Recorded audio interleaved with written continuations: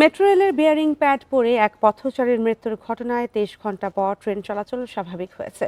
বেলা 11টা থেকে উত্তর থেকে মতিঝিল পর্যন্ত পুনরায় ট্রেন চালু করা হয়েছে। বান্ডেল থাকলে প্রতি সেনমানিতে টাকা বাঁচবে। বিকাশ সেনমানি বান্ডেল কিনে জিতুন প্রতি লেনদেনে।